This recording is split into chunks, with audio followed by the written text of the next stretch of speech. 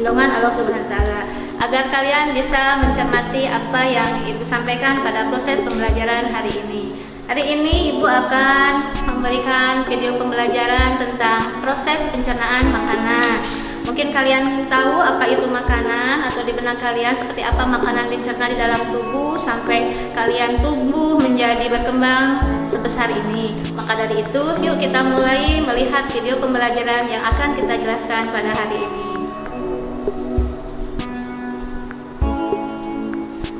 Mengenai sistem pencernaan pada manusia, mungkin kalian mengenal waktu kecil bahwa pasti kalian sering mendengar nasihat orang tua kalian untuk mengunyah makanan dengan baik, disertai dengan seruan jangan makan terburu-buru atau mengunyah terburu-buru. Nah, yang dikatakan oleh orang tua kalian itu memang benar adanya loh. Makan terburu-buru itu bisa membuat kita tersedak dan membuat kerja sistem pencernaan kita jadi terganggu. Kali ini kita akan belajar tentang bagian-bagian dari saluran pencernaan pada manusia beserta fungsi dan apa saja yang ada di dalamnya. Nah, di sini ada gambar atau ada manusia yang sedang di depannya banyak makanan. Dilema tentunya, mau makan enak atau mau makan sehat. Ayo, kalian pilih yang mana?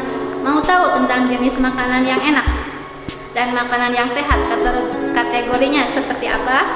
Mudah saja, makanan yang enak itu rata-rata berciri khas gurih, nikmat, banyak mengandung perasa, kemudian pewarna makanan, bahkan dari ada bumbu-bumbu tambahan lainnya seperti MSG, monosodium glutamate, yang menimbulkan nanti kedepannya efek di kemudian hari bagi tubuh. Sedangkan untuk makanan yang sehat, makanan yang cara pengolahannya secara alamiah, apa adanya, dan rasa makanannya juga tidak terasa sedikit enak, bahkan terasa hambar ya. Salah satunya seperti sayur-sayuran, buah-buahan, dan lain sebagainya. Kemudian sebelum Ibu melanjutkan ke lebih detail lagi, di sini ada kompetensi dasar yang akan disampaikan kepada kalian semua, yaitu mengenai sistem pencernaan makanan itu. Yang pertama, menganalisis hubungan antara struktur jaringan penyusun organ pada sistem pencernaan dalam kaitannya dengan nutrisi, bioproses, dan gangguan fungsi yang dapat terjadi pada sistem pencernaan manusia. Kemudian lanjut, tujuannya. Di sini tujuan pembelajaran itu diharapkan kalian dapat memahami, menerangkan kembali mengenai sistem pencernaan pada manusia. Nah, oke. Yuk kita mulai.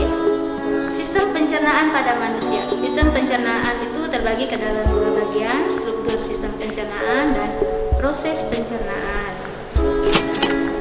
Nah, proses pencernaan makanan itu terbagi ke dalam dua kategori, yaitu pencernaan secara mekanis dan juga pencernaan secara kimia. Apa itu pencernaan secara mekanis dan apa itu pencernaan secara kimia? Oke, kita mulai bahas ya satu persatu. Pencernaan secara mekanis adalah proses pengubahan makanan dari bentuk besar atau kasar yang menjadi bentuk lebih kecil atau lebih halus. Nah, proses ini terjadi dengan bantuan gigi dan lidah, bisa juga dengan otot di lambung. Sedangkan pencernaan secara kimiawi adalah proses pengubahan zat makanan dari bentuk yang kompleks menjadi bentuk yang lebih sederhana dengan bantuan enzim pencernaan. Nah, ini adalah salah satu penampang saluran dan kelenjar pencernaan manusia. Diawali dengan rongga mulut, terus kemudian ada kelenjar ludah. Di dalam rongga mulut ada kelenjar ludah, lanjut ada kerongkongan, kemudian lambung, usus halus, usus besar, dan anus. Nah, untuk di dalam mulut, di dalam rongga mulut itu terdapat alat pencernaan, terdiri dari ada gigi, ada kelenjar ludah, ada lidah. Nah, di dalam gigi itu bisa dibedakan menjadi beberapa macam. Yang pertama ada gigi seri, ada gigi taring, dan gigi geraham. Apa fungsinya tuh gigi seri? Nah, gigi seri fungsinya untuk memotong makanan, sedangkan gigi taring berfungsi untuk merobek makanan. geraham itu berfungsi untuk mengunyah makanan. Sedangkan di dalam gigi itu ada sumsum gigi, di mana sumsum gigi itu dikenal dengan istilah pulpa. Beradanya di mana? Di dalam rongga gigi. Fungsinya untuk apa? Nah, di sini adalah yang berhubungan dengan serabut saraf dan pembuluh darah. Nah, ini adalah salah satu dari penampang mulut yang di dalamnya ada gigi seri, gigi geraham, dan gigi taring. Nah, lanjut ke lidah. Lidah berfungsi untuk mengecap rasa makanan, mengatur letak makanan, dan membantu menelan serta mendorong makanan masuk ke dalam kerongkongan.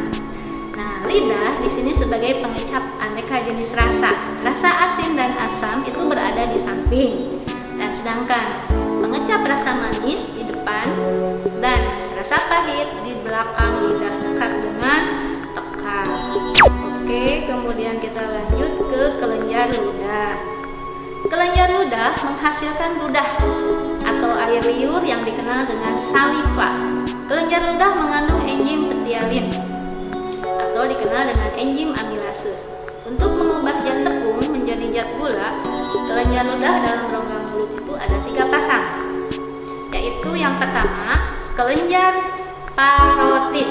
Ingat, kelenjar parotis itu terletak di bawah telinga, sedangkan kelenjar submandibularis itu terletak di rahang bawah, dan terakhir kelenjar sublingualis itu terletak di bawah lidah. Nah, sedangkan lidah sendiri berfungsi untuk apa? Memudah menelan makanan. Nah, ini adalah gambar penampang kelenjar ludah. Oke, kemudian lanjut sekarang ke kerongkongan. Kerongkongan dikenal dengan esofagus yang mengandung otot lurik dan otot polos. Otot lurik terletak di bagian atas esofagus, aktif selama menelan makanan, sedangkan otot polos berfungsi dalam gerakan peristaltis. Oke, kemudian ke lambung. Nah, ini adalah penampang lambung. Fungsinya untuk apa? Yang pertama, lambung berfungsi untuk menyimpan dan mencampur makanan. Yang kedua, sebagai sekresi yang membantu melarutkan dan menguraikan makanan. Yang ketiga, membantu mengontrol bagian makanan ke usus halus. Sedangkan getah lambung itu terdiri dari asam hidroklorat atau yang dikenal dengan HCl. Fungsinya untuk apa? Merusak matriks ekstraseluler pada makanan, membunuh bakteri, menguraikan protein-protein dalam makanan. Sedangkan pepsin berfungsi membelah protein menjadi polipeptida yang lebih kecil. Kemudian ke usus halus. Ada istilah usus 12 jari. Pada usus 12 jari bermuara 2 saluran. Salah satunya ada saluran empedu yang berfungsi menyalurkan getah empedu untuk mengemulsikan lemak, yang kemudian saluran pankreas yang berfungsi menyalurkan getah pankreas yang mengandung enzim. Nah, ini adalah penampang dari usus 12 jari atau yang dikenal dengan duodenum. Selanjutnya ke usus kosong atau yang dikenal dengan jejunum. Ini merupakan tempat terakhir pencernaan makanan sebelum sari makanan diserap. Nah, ini penampangnya seperti ini. Lanjut ke usus penyerapan atau yang dikenal dengan ilem. Pada usus penyerapan atau ilem terdapat jonjot-jonjot usus yang disebut villi. Villi berfungsi memperluas daerah penyerapan usus, sehingga sari-sari makanan dapat diserap lebih banyak. Pada jonjot usus terdapat pembuluh kapiler darah dan pembuluh gil. Pembuluh kapiler darah berfungsi sebagai tempat penyerapan zat berupa glukosa, asam amino, vitamin, dan mineral. Sedangkan pembuluh gil sebagai tempat penyerapan zat berupa asam lemak dan gliserol. Nah, ini adalah penampang usus penyerapan atau yang dikenal dengan ilem. Lanjut ke usus besar. Setelah penyerapan sari makanan di usus halus, sisa makanan didorong ke usus besar. Nah, usus besar atau kolon dibedakan menjadi 3 bagian. Ada bagian yang naik, mendatar, dan menurun. Pada bagian pangkal usus besar terdapat usus buntu, dan appendix. Bagian akhir usus besar adalah poros usus atau rektum. Nah, rektum bermuara di dubur atau anus. Nah, usus besar ini berfungsi mengatur kadar air sisa makanan. Rektum dan anus, di antara rektum dan anus terdapat dua sphincter atau katup, yang sebelah dalam bersifat tak sadar dan yang sebelah luar bersifat sadar. Berfungsi sebagai tempat feses di mana hingga bisa dibuang. Nah, ini adalah salah satu gambar rektum dan anus, jelas sekali. Nah, untuk pankreasnya di sini bisa menghasilkan larutan basa yang kaya bikarbonat serta sejumlah enzim-enzim. Nah, bikarbonat itu berfungsi menetralisir keasaman timus dan bertindak sebagai buffer.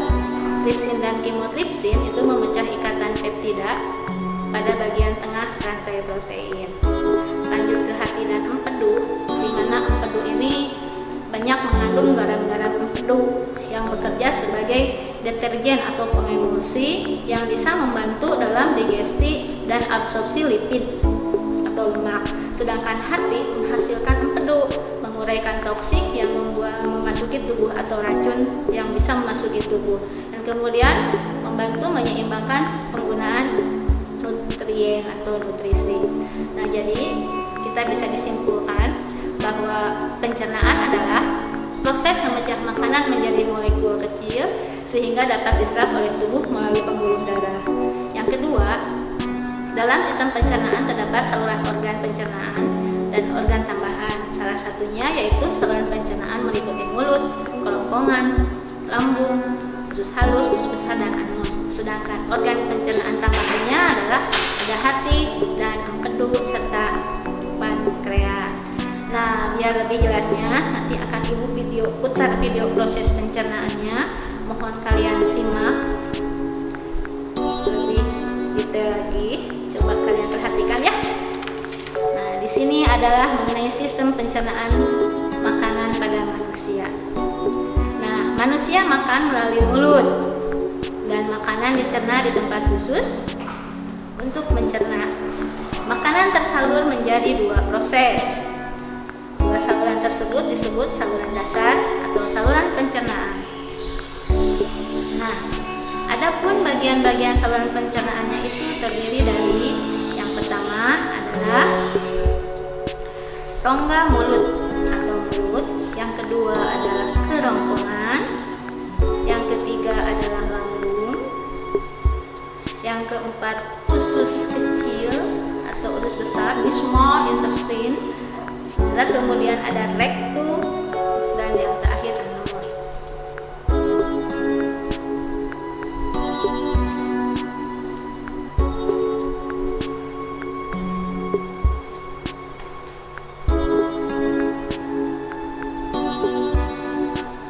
Mulut dan rongga mulut. Makanan diproses di rongga mulut. Proses tersebut disebut proses pencernaan. Mengunyah makanan itu sangat dibutuhkan karena proses pencernaan itu dimulai dari rongga mulut. Makanan dikunyah menjadi bagian-bagian kecil yang dibantu oleh gigi. Coba perhatikan, situ videonya ada jelas gigi sedang memotong-motong makanan. Yang sekarang lanjut kerja air liur. Selama proses pengunyahan makanan yang bercampur dengan air liur mengubah zat tepung menjadi glukosa dan juga melunakkan makanan. Lidah. Rasa makanan dapat diketahui melalui lidah. Lidah adalah organ otot yang bekerja dan bergerak bebas ke segala arah. Coba perhatikan, lidah bergerak ke kiri, ke kanan, ke segala arah untuk membantu proses menggunakan makanan.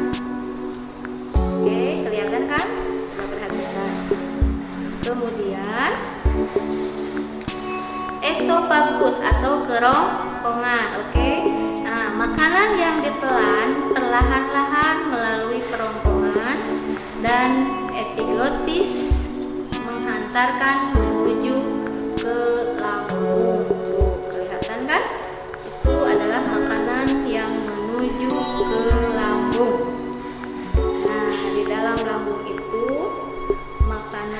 akan tekan dibantu dengan zat asam lambung. Lambung. Di dalam lambung, makanan diproses menjadi bagian-bagian kecil yang bercampur dan dibantu dengan asam lambung menuju saluran pencernaan ke usus halus.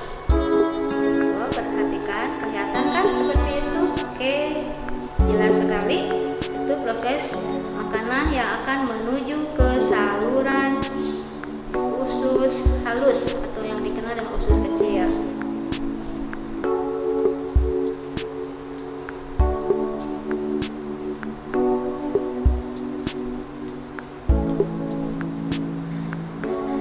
Oke, lanjut. Usus halus atau usus kecil adalah struktur tertinggi yang panjangnya kira-kira 9,5 meter.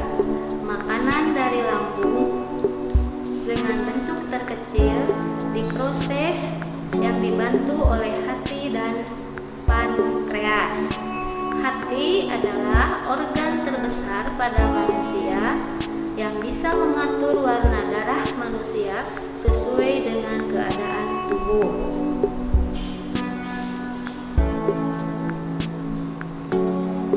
Oke, itu bentuk hati, sangat kelihatan. Terus lanjut ke pankreas. Pankreas, ketika makanan dicerna dan tinggi gizi dalam darah meningkat, pankreas memproduksi insulin untuk membantu tubuh menyimpan glukosa. Sebaliknya, ketika kadar gula dalam tubuh menurun, pankreas memproduksi glukagon untuk mengambil glukosa dalam hati dan sel otot dan didorong ke dalam darah.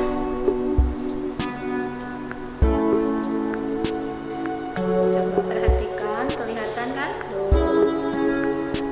Makanan yang dikonsumsi telah dicerna dan siap untuk diserap ke dalam darah.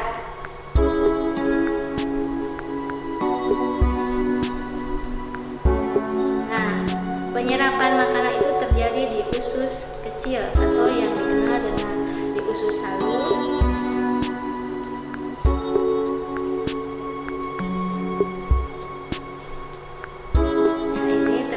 Proses penyerapan makanan yang terjadi di usus halus, tepatnya di ileum.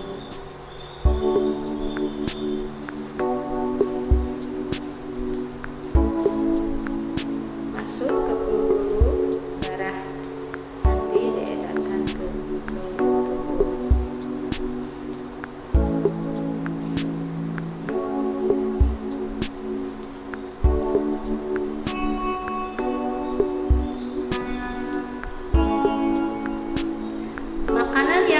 Siap dicerna dan belum siap diserap terjadi masuk ke usus besar.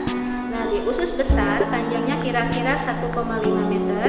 Sebelum masuk ke usus besar, makanan masuk dulu ke usus kecil, dan di usus besar terjadi penyerapan makanan menjadi air dan sisanya menjadi zat padat berupa sampah terus menuju ke rektum dan keluar melalui anus. Oke, kelihatan jelas sekali. Nah,